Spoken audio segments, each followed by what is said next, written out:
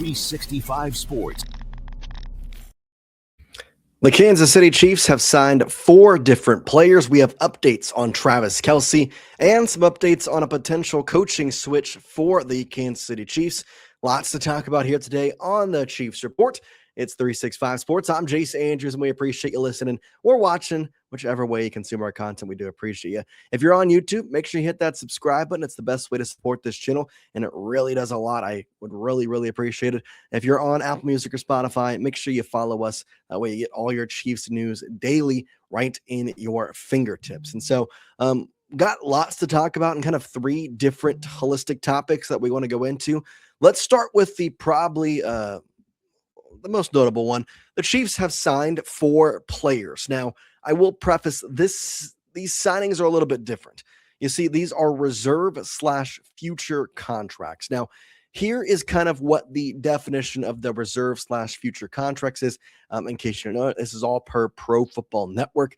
It is, quote, a contract that secures an NFL player to the team for the future. They do not count against the salary cap or roster restrictions until the start of the new league year in March. So effectively what the Chiefs did is they signed these guys, and I guess the opposite of retroactive, future deals. That's exactly what it's labeled as. They signed them now, but the official signing will go through in March, and they will be on the 90-man Chiefs off-season roster. Now, you kind of mentioned me, if you've been listening or watching the show for a while, talk about really the way that the Chiefs have held a ton of tryouts, both in week 16, week 18, and week 17. They kind of had a big group of tryouts. Well, they haven't signed any of those guys just yet, just because, again, the reserve/future deals, especially in this time frame, are more or less kept for guys who have been on the roster, on the practice squad, or in the organization in some facet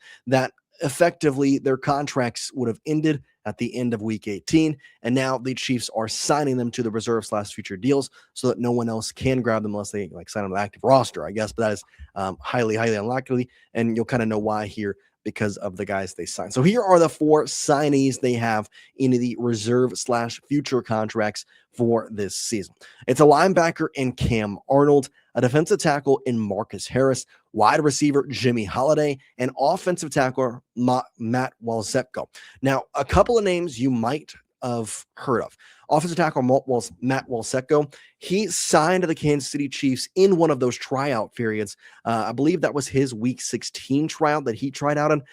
Ended up getting a signing with the team, stayed with them on the practice squad throughout the end of the year. I don't believe he ever got brought up onto the active roster in a standard elevation once this season. However, he did get put on the practice squad, and they liked him after seeing what he had in the training camp, or the tryout period. But one guy that I think is going to be one that Chiefs fans may know, / is obviously the skill position one, the one that people like. It's wide receiver Jimmy Holiday. Now, he's one that probably, again, most people would know. He actually was drafted as a rookie wide receiver, undrafted, as a rookie wide receiver, but spent the inaugural season for him bouncing on and off the Kansas City Chiefs practice squad.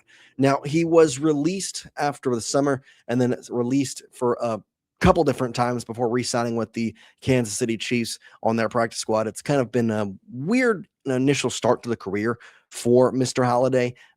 Really has been kind of on the border of getting a roster spot a couple of times, especially as a rookie. But besides kind of that, it's really been a sticking on the Chiefs practice squad. Now, he did have some time with the Seattle Seahawks. He was on their practice squad, but during preseason play, the only year that he really played for the Chiefs, he had 3 receptions for 60 yards and was targeted only a total of 4 times in that rookie preseason. Of course, given the fact that they continuously have to make roster moves and cut him, or make roster moves and they sign him back, Kansas City is obviously very interested in what Jimmy Holiday has to serve to the team. And again, there are one of 2 ways you can look at that. And for a Chiefs fan, I'm going to look at it in the positive way and say that they like what he's got, and they think that they can develop him even more to a potential where he could be effective on the 53-man roster at some point in the coming years. The other way to look at it, and it's more of a probably pessimistic way to look at it, is the fact that they continuously cut him, they continuously sign him back, and the point of their signings are not for him to develop or not for him to ever become a guy that you trust or want on your roster, but somebody they love to have in practice, a guy that is very good with instructions, can play different ways, and can do a lot of different things. And that, to me, is a lot of what the offseason roster is built off of, especially if you're not going to make the 53-man roster. A lot of the guys who, if you rank the players in the 90-man roster, a lot of the guys from, say, 75 to 90 are people that are very malleable, can be moved a lot, and in a lot of ways they can kind of really go around. So I think there's a couple of different things they can go. But again, they had a lot of tryouts throughout the season. They signed a couple guys, Matt Watsako. They also signed a couple of different guys in a bunch of different things. It's kind of an interesting thing of what this team continues to do. But linebacker Cam Arnold also was a guy that was signed in those tryouts along with Marcus Harris. So three of the four guys were kind of in those tryouts. Arnold, who was an undrafted free agent out of Boston College, he spent his preseason camp with the Washington Commanders, but did not make the 53-man roster. He had 250 tackles, 3 interceptions, 4.5 sacks in 56 collegiate starts with Boston College, and in total he logged 12 total tackles in 3 different games, something there. And then another guy that was in the tryouts was going to be defensive tackle Marcus Harris, who was also signed. He was a 7th-round pick, actually, for the Houston Texans in the tryouts. He was one of the only guys who had actually had a draft selection. He was out of Auburn, 6'3", 295, has a lot of very good things, and he was credited with 126 total tackles and 11 sacks in college at Auburn. Started in 40 games, appeared in 47, and over 7 preseason outings between the Texans and the Buffalo Bills. Harris had 7 total tackles, 2 QB hits, and 1 pass breakup. Finally, Matt Watsako, he's a 6'8" guy. He's a guy that really liked, and he was drafted actually by the Dallas Cowboys in 2022. He only appeared in 11 games, though. He's had 20 snaps on offense and 27 on special teams. So really not a lot of information flying around there, but is something to kind of watch for with these guys. And all 3 of the 4 guys were guys that were in those tryouts that signed on the roster and now have effectively made the Chiefs 53-man roster for this upcoming season, which of course is a very exciting thing for them. So those are the 4 players that the Kansas City Chiefs have signed. To kind of recap through those real quick, it's going to be let me get my notes back. It's linebacker Cam Arnold, defensive tackle Marcus Harris, wide receiver Jimmy Holiday, and offensive tackle Matt Watsako. Cam Arnold, Harris, and Watsako all were in tryouts with the Kansas City Chiefs at the back half of the season. All were awarded a practice squad signings, and all have now been put on reserve/future contracts. Jimmy Holiday, a guy that has been kind of on the practice squad ad nauseum for the Kansas City Chiefs, been cut, been signed, been a lot of different things. He has also been signed to a reserve/future deal. There's going to be a lot more of these over the coming days, so just be ready for that, because it's going to be something that's not going to end really anytime soon as they try and fill out that 90-man roster. We also have another update here as we continue on the show on Travis Kelce. Now, we kind of had an inkling that it was going to be his final game with the Kansas City Chiefs, but what he said kind of makes for an interesting thing all around. So we know his podcast with his brother Jason, and New Heights is obviously something that is very loved amongst the NFL community and amongst the entertainment community. It's something that is kind of an intertwined of both with the way they are able to bring on their guests. And of course, Travis dating, or rather engaged to Taylor Swift, is a big thing for that entertainment section as well. But there is a couple of different things that I think would have been big news and are big news on what Travis Kelce said, both after the final game versus the Raiders and in his podcast versus New Heights. So here's kind of what he said in the podcast. Quote, after talking about the Las Vegas Raiders game, it's a tough way to go out, especially with the amount of success and the standard that you hold. Now, credit to his brother Jason. He continuously kind of like, so you coming back, or are you, what do you do? Like, he was being an interviewer, which for Jason to do that, I mean, hey, I will 100% take that. It's very good. But here's kind of what was stated by Travis Kelce as a result of what was asked. And there's one key thing that he said, quote, I think, just being a regular human for a couple weeks, maybe a month or so, trying to figure out what I'm going to do in terms of my future in football. And I think, I've talked to a few people in the facility already, having exit meetings and everything, and they know where I stand, at least right now. So there obviously is a decision in Travis Kelce's mind at this point at time, but nothing has been decided. He said that he has a lot of left for the game, but it is a tough decision to navigate, knowing that he's not a young buck anymore. He's nearly 37 years old, and there's a lot riding on his shoulders, both personally and in football. And so there's kind of a lot of decisions to be made. Now, he did say one specific thing that said basically, if this happens, I'll come back. And it's an intriguing one. And we're going to give you that right after the break, so don't go away and hear this message from DraftKings. DraftKings Sportsbook, an official sports betting partner of the NFL, makes every playoff moment feel bigger. DraftKings has your back with early exit protection. If the player in your eligible NFL prop bet goes down at any point in the first half, you still get paid in cash. Download the DraftKings Sportsbook app and use code 365Chiefs. That's code 365CHIEFS to turn $5 into $300 in bonus bets if your bet wins. In partnership with DraftKings, the crown is yours. Gambling problem? Call 1-800-GAMBLER. New York, call 8778-HOPE-NY or text HOPE-NY. Connecticut, call 888-789-7777 or visit ccpg.org. On behalf of Boot Hill Casino in Kansas, wager tax pass-through may apply in Illinois. 21 plus in most states. Void in Ontario. Restrictions apply. Bet must win to receive bonus bets, which expire in 7 days. Minimum odds required. For additional terms and responsible gaming resources, cdkng.co/audio. Limited time offer.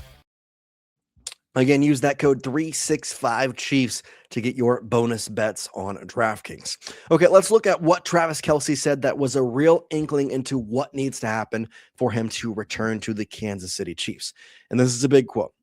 At the same time, if my body can heal up and rest up, and I can feel confident that I can go out there and give it another 18, 20, 21 week run, I think I would do it in a heartbeat.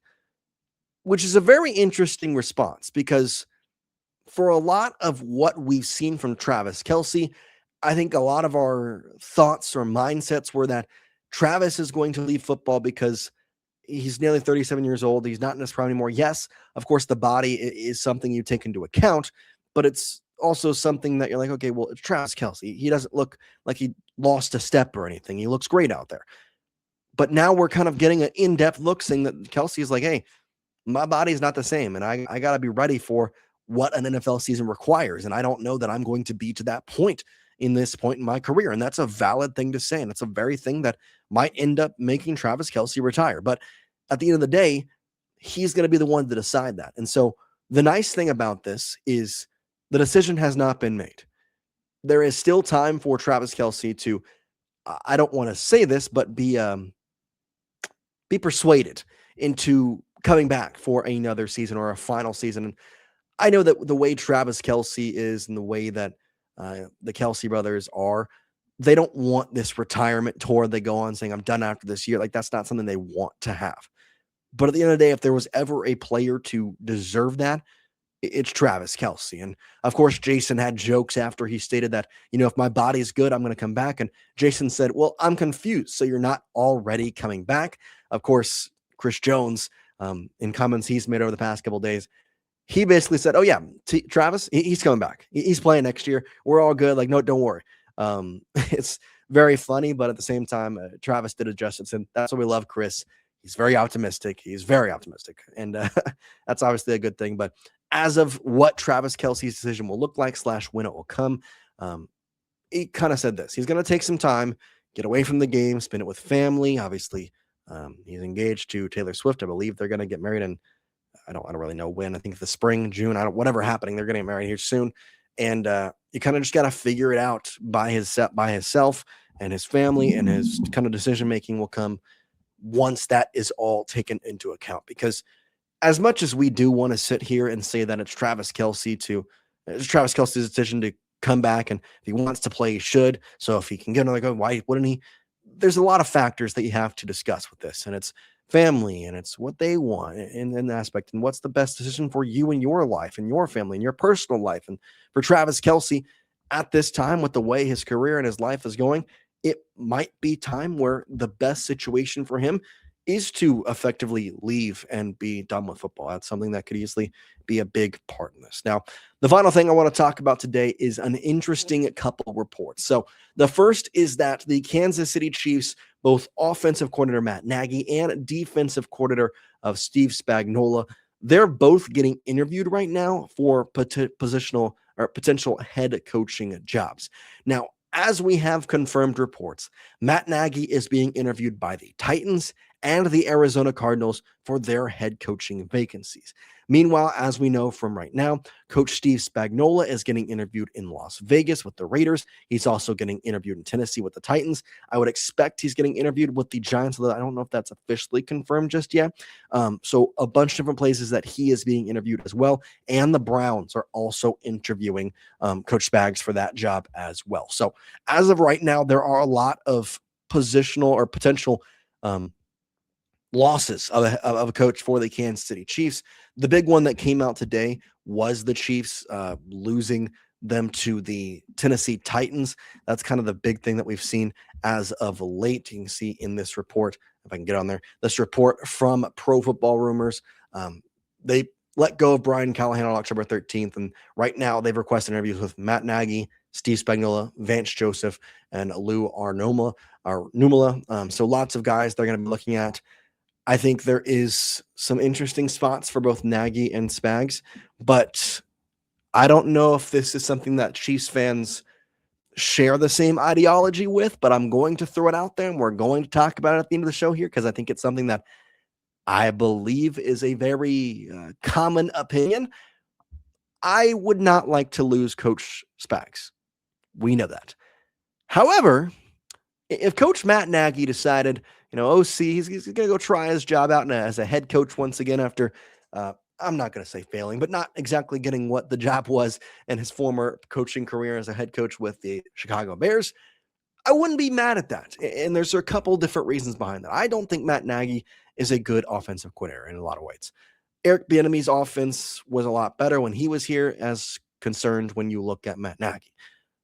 But also, there's a certain somebody who was just fired from a different coaching staff, and I think could be in a very, very fun time. So here is kind of the article. I'll let you make your inferences from the title, but Chiefs urge to reunite Patrick Mahomes with his former college coach. Of course, that college coach is Kliff Kingsbury, who was recently let go. Now, he parted ways with the Washington Commanders here most recently, and I don't really want to say it was his fault because if you remember last season, the Washington Commanders were in the NFC title game and were very much a legitimate Super Bowl contender throughout the season when they had Jane Daniels healthy and their offense was humming. This year, Jane Daniels was hurt for a good majority of the year. Their running back game was not great. Ezekiel, or what's his name? Not Ezekiel, but Corey Cross-Gammert was their main running back, and I'm blanking on the former Chargers running back who was with them this season. Austin Eckler, that's who it was. He got injured in the first part of the season. You don't have a running back, and then there's been injuries with Deebo Samuel and Terry McLaurin. So I'm not going to sit here and say that Kliff Kingsbury was an interesting thing. But what's funny is ESPN's Jeremy Fowler had an interesting potential option. He wrote this, saying, the Matt Nagy situation is one to watch. The Chiefs' offensive coordinator is a free agent who will entertain his choices. Those include head coaching opportunities. He'll be a candidate in Tennessee, among other spots, and possibly a play caller offensive coordinator elsewhere. Kansas City certainly could attempt to keep him, but Nagy is also willing to bet on himself. Fair's point.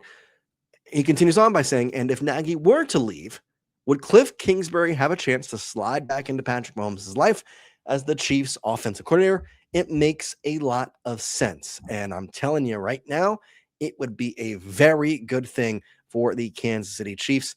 If you kind of want to go back to their days at Texas Tech, Kingsbury and Mahomes did not have the great record. In fact, it was 16-21 combined.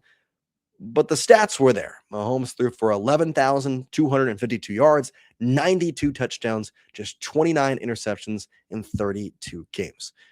Kingsbury has been a good offense coordinator when he was hired as the head coach. It wasn't worked out, but I think he could be a very good offense coordinator, especially with the right weapons. And in my mind, what better weapon system to give him than Patrick Mahomes, Rashee Rice, Xavier Worthy, a potential first round and second round running back, a potential free agent running back, a potential drafted wide receiver running back, whatever it might be. You're going to be a very good spot on offense. that would be an outstanding thing for a couple of different reasons. The first one is the fact that I do like Kliff Kingsbury as a coach. I think he is fantastic. I think that there is a lot to like about him. And in my mind, he is somebody that can legitimately come in here and change the way an offense is run. And I think could maybe work it out in a very positive manner. The other thing that I think is something to note is that you have a connection already. Kliff Kingsbury and Patrick Mahomes, they know each other very well. There's chemistry already there. And for as much as people want to talk about in the NFL and the chemistry that you have with the players and their wide receivers and their running backs and just the players together and their chemistry, there also is something to be said about the chemistry between coaches and their players. And that's something that is still left to be unseen with what the Chiefs could do if you added in Kliff Kingsbury. Again, it is an interesting thing, and there would have to be a lot of different things that go right. But I don't know if this is something that would be an option the Chiefs would consider, but I do think it's something that they should consider, just knowing the history they have and knowing the fact that they could lose Coach Spags and potentially Matt Nagy. I mean, that's a huge double loss right there that you'd have to kind of figure out. So odds are we'll see what happens. They could hire from internally, and they like what they have because, well, it's the Chiefs. They've done a lot of good things in the past couple of years, and I'm not going to say I'm throwing it all away, but going somewhere else could be something they don't like. Lots of interesting things to kind of really figure out what the way they are going to manage their off-season coaching staff, manage their off-season roster, and just overall kind of figure out what the best way is for them to get back into the playoffs, get back into contention next season. As of right now, though, we're going to sit, we're going to wait, we're going to just hope that there is a very good future on the horizon one way or another. If it is with Matt Nagy, great. If it's not, and it goes to Kliff Kingsbury, I'm happy with that as well. But interesting enough that ESPN's Jimmy Fowler played that as a potential option. That's what we got for you here today on the Chiefs Report. Really do appreciate you listening, watching, hanging out with us. I think there is a very good ideology behind this Chiefs offseason, already signing again 4 players, and we'll keep you updated on what's going on with Kelce and with the offensive corner and defense corner of the Chiefs. So much more to come here, but we appreciate you. We'll see you next time here on the Chiefs Report. Peace out. 365 Sports.